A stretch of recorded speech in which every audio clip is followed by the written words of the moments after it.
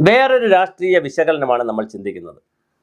ഉപമുഖ്യമന്ത്രി സ്ഥാനത്തേക്ക് ലീഗ് ഒരു മുനറവി തങ്ങൾ എന്ന് പറയുന്ന ലീഗിൻ്റെ പ്രധാനപ്പെട്ട ഒരു നേതാവ് ഉപമുഖ്യമന്ത്രി സ്ഥാനത്തിന് ഞങ്ങൾക്ക് അർഹതയുണ്ട് എന്ന് പറഞ്ഞു. കുഞ്ഞാലിക്കുട്ടി സാഹിബ് പറഞ്ഞു അങ്ങനെ പറഞ്ഞെങ്കിലും ഞങ്ങളത് ക്ലെയിം ചെയ്യുന്നില്ല എന്ന് പറഞ്ഞു. ആ വിവാദം അവിടെ നിന്നു. പക്ഷെ എന്തുകൊണ്ട് ഒരു മുഖ്യമന്ത്രി വരുമോ? ഇനി മുസ്ലിം ഒരു മുഖ്യമന്ത്രി കേരളത്തിൽ വരുമോ? പ്രയാസമാണ്. CH മുഹമ്മദ് വന്നു, അതൊരു പ്രത്യേക സാഹചര്യത്തിൽ അന്ന് വന്നതാണ്. അത് കുറച്ച് ദിവസം ഉണ്ടായിരുന്നുള്ളൂ, 10-50 ദിവസം ഉണ്ടായിരുന്നുള്ളൂ. ഇനി അത് എളുപ്പമല്ല. ക്രിസ്ത്യൻ മുഖ്യമന്ത്രി വരുമോ? അതിൻ്റെയും കാലം കുറച്ചു കാലത്തേക്കില്ല എന്നാണ്. കാരണം AK ആൻ്റണി വന്നു, കോൺഗ്രസിൻ്റെ സമഗ്രനായ സമുന്നതനായ നേതാവെന്ന നിലയിൽ മതത്തിന് അതീതമായിട്ടാണ് AK ആൻ്റണി വന്നത്. പിന്നെ ഉമ്മൻചാണ്ടി മുഖ്യമന്ത്രിയായി, അതുകൊണ്ടും ആയല്ലോ.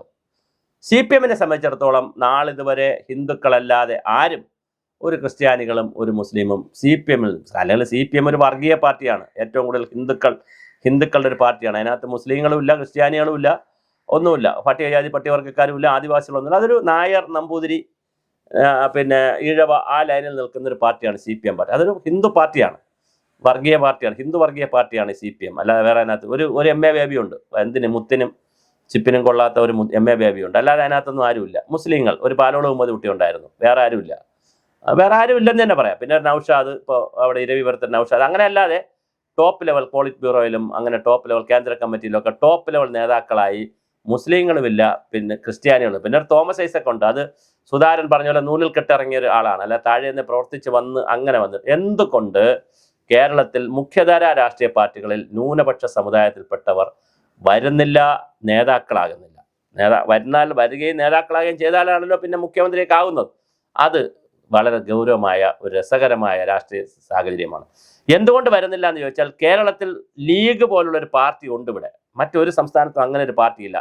ജാതിയുടെ മതത്തിൻ്റെ അടിസ്ഥാനത്തിൽ ഒരു പാർട്ടിയുടെ പേര് മുസ്ലിം ലീഗ് എന്നുള്ള, ഇന്ത്യൻ യൂണിയൻ മുസ്ലിം ലീഗ് ഇന്ത്യ മുഴുക്കുണ്ട്, പക്ഷേ ഒരു ഡോമിനൻ്റ് ഫീച്ചറായി നിൽക്കുന്ന, അല്ലെങ്കിൽ വളരെ കൃത്യമായ ഒരു വളരെ സീരിയസ് ആയിട്ടുള്ള ഒരു ടീമായിട്ട് നിൽക്കുന്നത് കേരളത്തിൽ മാത്രമേ ഉള്ളൂ. മറ്റ് സംസ്ഥാനങ്ങളിലൊക്കെ അതുണ്ട്, പേരിനുണ്ടെന്നുള്ളതല്ലാതെ.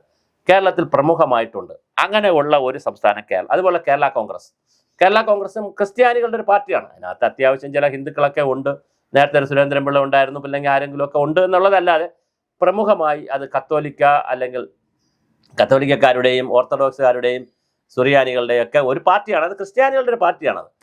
അപ്പോൾ അതിനകത്ത് വലിയ നേതാക്കളുണ്ട്. പക്ഷേ അവർക്ക് എളുപ്പമല്ല. KM മാണി ഉണ്ടായിരുന്നു, മുഖ്യമന്ത്രി ആവാൻ എളുപ്പമായിരുന്നില്ല. PJ ജോസഫ് ഇപ്പം മത്സരം നിർത്തി, അദ്ദേഹം മുഖ്യമന്ത്രിയാകാൻ പറ്റിയില്ല.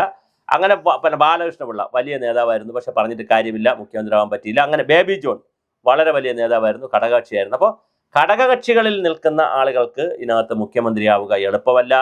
പ്രധാന കക്ഷിയിലാകട്ടെ, കോൺഗ്രസിലും കമ്മ്യൂണിസ്റ്റ് പാർട്ടിയിലും പ്രധാന കക്ഷികളിൽ ന്യൂനപക്ഷ സമുദായത്തിൽപ്പെട്ടവർ നേതാക്കൾ ആകുന്നുമില്ല. ഒരു സണ്ണി ജോസഫ് ഉണ്ട് കോൺഗ്രസിൽ, അങ്ങനെ ചില ആളുകൾ കോൺഗ്രസിനകത്ത് ജോസഫ് വാഴക്കൻ, സണ്ണി ജോസഫ്, ഇങ്ങനെ 5-6 പേര്, പിന്നെ മാത്യു കുഴൽനാടൻ എന്നൊക്കെ പറഞ്ഞുണ്ട്.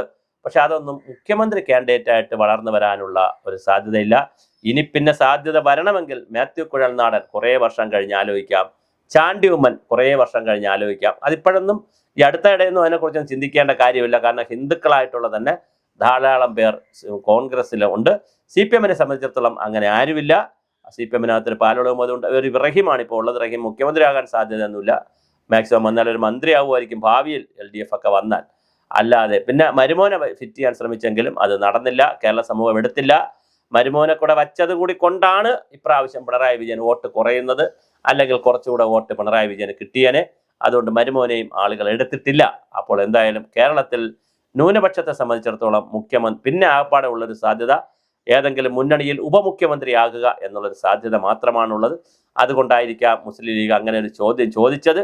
എന്തായാലും മുഖ്യമന്ത്രി സ്ഥാനത്തേക്ക് തൽക്കാലം ഒരു ന്യൂനപക്ഷക്കാരനുമാകാൻ ഇനി പെട്ടെന്ന് എളുപ്പമല്ല. കാരണം എല്ലാ പാർട്ടികളിലും, മുഖ്യധാര പാർട്ടികളിലും ന്യൂനപക്ഷക്കാരുടെ എണ്ണം കുറഞ്ഞു വരികയാണ്. അല്ലെങ്കിൽ ഇനി പുതുതായി വരണം. ഇപ്പോൾ MM ഹസൻ ഉണ്ട് കോൺഗ്രസിൽ, പക്ഷേ എളുപ്പമല്ല, MM ഹസൻ മത്സരിച്ചു പോലുമില്ല. ഇനി പ്രായമൊക്കെയായി വരികയാണ് MM ഹസൻ ഇനിയിപ്പോൾ ഒരു മുഖ്യമന്ത്രി സ്ഥാനത്തേക്കൊന്നും വരാൻ ഒരു സാധ്യതയുമില്ല. അപ്പോൾ മാത്രമല്ല, ഒത്തിരി പേര് ഇവിടെ നിൽപ്പുണ്ടല്ലോ, ഇപ്പുറത്തുണ്ടല്ലോ, ഹിന്ദുക്കളായിട്ടുള്ള ആളുകൾ തന്നെ ഉണ്ട്. അതുകൊണ്ട് സാധ്യതയില്ല. CPM-ൽ ഒട്ടും സാധ്യതയില്ല. CPM-ൽ അങ്ങനെ സ്ഥാനാർത്ഥികളേ ഇല്ല.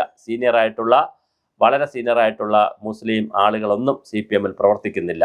അപ്പോൾ അതുകൊണ്ട് തന്നെ ന്യൂനപക്ഷത്തിന് പിന്നെ മുഖ്യമന്ത്രി സ്ഥാനം വേണമെങ്കിൽ ആകപ്പാടെ UDF മുസ്ലിം ലീഗ് വഴി കൊടുക്കുക എന്നുള്ളത് മാത്രമേ ഉള്ളൂ. അതും ഉടനെ ഒന്നും നടക്കാനുള്ള ഒരു സാധ്യതയുമില്ല. അതുകൊണ്ട് ന്യൂനപക്ഷത്തിലെ ആളുകൾ മുഖ്യമന്ത്രിയാകുമോ എന്നൊരു ആശങ്കയ്ക്കൊന്നും ഒരു വകയുമില്ല. പിന്നെ ലീഗ് ഇപ്പോൾ ഒരു കളി കളിച്ചിട്ടുണ്ടെന്നാണ് രാഷ്ട്രീയ വൃത്തങ്ങളിൽ പറയുന്നത്. അത് രസകരമാണ്. മുനറവി തങ്ങൾ പറയുന്നു ഉപമുഖ്യമന്ത്രി സ്ഥാനത്തിന് അർഹതയുണ്ടെന്ന്. കുഞ്ഞാലിക്കുട്ടി പറയുന്നു ഞങ്ങൾക്ക് ഉപമുഖ്യമന്ത്രി സ്ഥാനം വേണ്ടാന്ന്. അപ്പോൾ അതിൻ്റെ അർത്ഥം ഞങ്ങൾക്കൊരു 5ാം മന്ത്രിയെ തരുമോ, മഞ്ഞളാംകുഴി അടക്കമുള്ള ആളുകൾ മന്ത്രിയാകാൻ ഞങ്ങൾക്കൊരു 5ാം മന്ത്രിയെ തരുമോ, അല്ലെങ്കിൽ ഞങ്ങൾക്ക് വളരെ പ്രധാന ഇപ്പോൾ ധനകാര്യ വകുപ്പ് KM മാണി മാറി ഇല്ലല്ലോ, അതുകൊണ്ട് ഇപ്പോൾ ധനകാര്യ വകുപ്പ് ആർക്ക് കൊടുക്കും എന്നൊരു ചോദ്യമുണ്ട്. ധനകാര്യ വകുപ്പും റവന്യൂ വകുപ്പും പിന്നെ ഇൻഡസ്ട്രി വകുപ്പും വ്യവസായ വകുപ്പുമുള്ള പ്രമുഖമായ വകുപ്പുകൾ ലീഗിന് കിട്ടണം എന്നുള്ളൊരു നിർദ്ദേശം വഹിച്ചുകൊണ്ട് 5ാം മന്ത്രി സ്ഥാനത്തേക്ക് ഞങ്ങൾ അർഹരാണ് എന്നൊരു അടിക്കാനാണോ ഉപമുഖ്യമന്ത്രി സ്ഥാനം മുമ്പോട്ട് തള്ളി വച്ചത് എന്ന് അങ്ങോട്ട് തച്ചിട്ട് ഇങ്ങോട്ട് എടുത്തത്. അതിന് പകരം ഞങ്ങൾക്ക് 5ാം മന്ത്രി തരണം, അല്ലെങ്കിൽ 4 മന്ത്രിയിൽ 4 വകുപ്പും പ്രമുഖമായത് തരണം എന്നുള്ളതാണോ എന്നുള്ളത് നമുക്കറിയില്ല. എന്തായാലും ആരാണ് മുഖ്യമന്ത്രി എന്നുള്ള ചർച്ചകൾ നടക്കുന്നു. രമേശ് ചെന്നിത്തലയാണോ, വി.ഡി. സതീശനാണോ? മന്ത്രിമാരുടെ ലിസ്റ്റ് പലരും എടുക്കുന്നു, പലരും ഷർട്ട് അടിക്കുന്നു, സാരി എടുക്കുന്നു, പല കാര്യങ്ങൾ സംഭവിക്കുന്നു. ഇനി നമുക്ക് വരുന്ന ദിവസങ്ങളിൽ UDF വന്നാൽ ആരൊക്കെ മന്ത്രിമാരാകും എന്നുള്ളൊരു വീഡിയോ ചെയ്യാം. അപ്പോൾ നമുക്ക് തിരുവനന്തപുരം മുതൽ കാസർഗോഡ് വരെ ഉള്ളവരിൽ ആരൊക്കെ ജയിക്കുമെന്നുള്ള സാധ്യത നോക്കിയിട്ട് ആരൊക്കെ മന്ത്രിയാകുമെന്ന് നമുക്ക് ഒരു കൗതുക മന്ത്രിസഭ നമുക്ക് പറയാം.